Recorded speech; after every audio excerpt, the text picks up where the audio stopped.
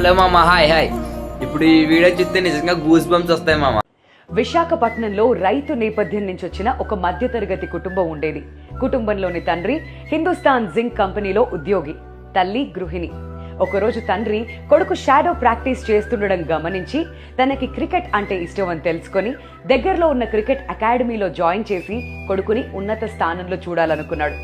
అదే టైంలో తండ్రి పనిచేస్తున్నటువంటి కంపెనీ మూతపడి ఆయనకి ఉదయపూర్ ట్రాన్స్ఫర్ అయింది. కానీ ఆ ట్రాన్స్ఫర్ని తీసుకోలేదా తండ్రి.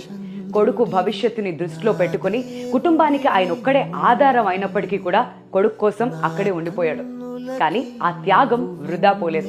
ఎందుకంటే ఆ కొడుకు ఎంతో కష్టపడి ఐపీఎల్లో సన్ రైజర్స్ హైదరాబాద్ టీంకి సెలెక్ట్ అయ్యి మ్యాచ్ విన్నింగ్ నాక్స్ ఆడాడు. ఆ తర్వాత జింబాబ్వే సిరీస్కి కాల్ వచ్చినప్పటికీ ఇంజురీ కన్సర్న్స్ చేత వెళ్ళలేకపోయాడు. ఆ వెంటనే బంగ్లాదేశ్ సిరీస్కి తను సెలెక్ట్ అయ్యాడు. ఆ సిరీస్ ఆడి అందులో ఒక మ్యాచ్ లో player of the match award ని కూడా అందుకున్నాడు.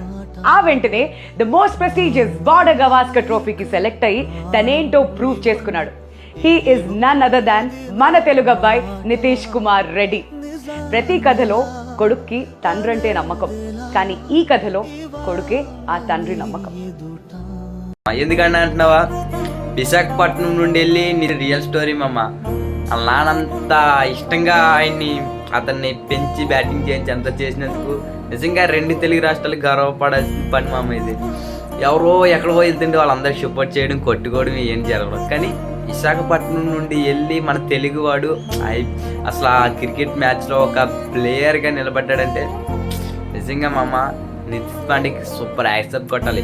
ఆయన ధైర్యాన్ని మెచ్చుకోవాలి మనం. అంతలా ఆడాడంటే మామూలు తప్పదు. నిజంగా సూపర్. ఈ వీడియో చూసినాక నాకైతే గూస్ బంప్స్ వచ్చాయి మామ. మీకు ఎలా అనిపించిందో చెప్పండి మామ. నాకైతే గూస్ బంప్స్